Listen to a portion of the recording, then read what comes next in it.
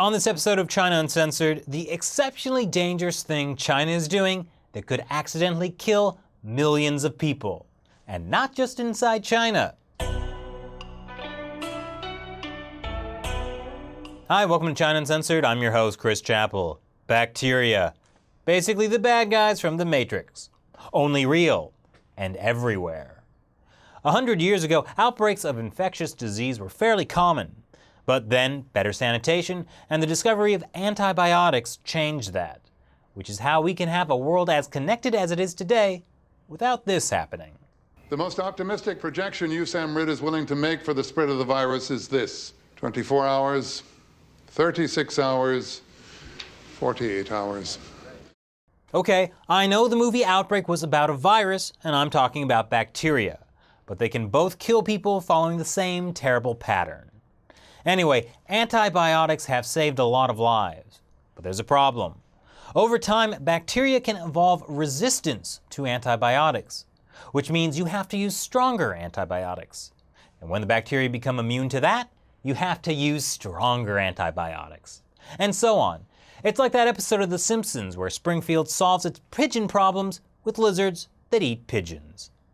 What happens when we're overrun by lizards? No problem. We simply unleash wave after wave of Chinese needle snakes. They'll wipe out the lizards. But aren't the snakes even worse? Yes, but we're prepared for that.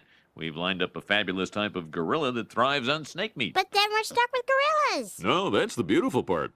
When wintertime rolls around, the gorillas simply freeze to death. But what happens when you don't have the snake-eating gorilla version of an antibiotic? Well, the world enters what scientists call the post-antibiotic era. It's a time when bacteria have evolved resistance to all forms of antibiotics. The BBC says this could plunge medicine back into the Dark Ages. Which is why I've come up with Dr. Chappell's live leeches, guaranteed to suck out all the bad humors. So, unless you're in the leech business, this is something you really don't want to happen. Well, it's happening. The very last line of defense, the last drug doctors use when all other antibiotics has failed, no longer works because bacteria have become resistant to it. Things like surgery will no longer be effective. The drug he's talking about, the last line of defense, is called Colistin. It was first introduced in 1959, but hardly ever used, even though it's really effective against bacteria. That's because it's also really effective at destroying your kidneys. But it's still useful in those rare cases where all other antibiotics failed. Fortunately, since Colistin wasn't used much, it also meant bacteria hadn't built up resistance to Colistin. Did you notice how I said all that in the past tense? It turns out Chinese farmers have been feeding Colistin to farm animals for more than a decade. You see, low levels of antibiotics can help fatten animals up, plus keep them alive in the really unsanitary conditions of a factory farm. This unnecessary use of antibiotics is a very short-sighted way of doing things, but it's done all over the world, usually with other antibiotics.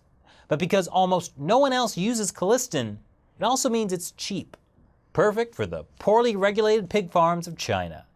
Except, according to a report in the Lancet Infectious Disease Journal, this had led to a gene that grants immunity to the last line of defense.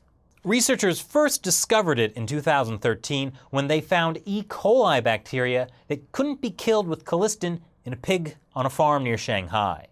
Then, they found bacteria with Colistin resistance in supermarkets and slaughterhouses, and even in hospital patients. That's right, it's already spread to humans. And this new resistant gene discovered in China is not in the bacteria's chromosomes, which is harder to share. It's in the bacteria's plasmid, which means it can be easily passed around to other species of bacteria.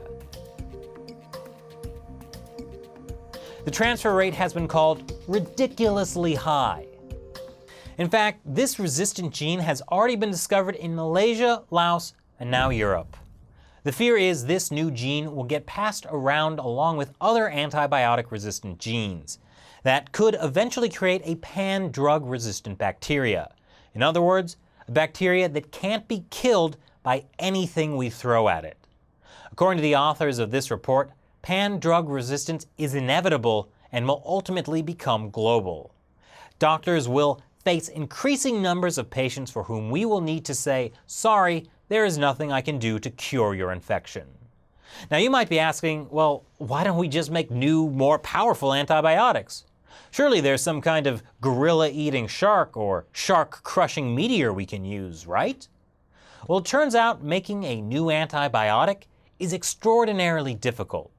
It's been 30 years since the last antibiotic was created.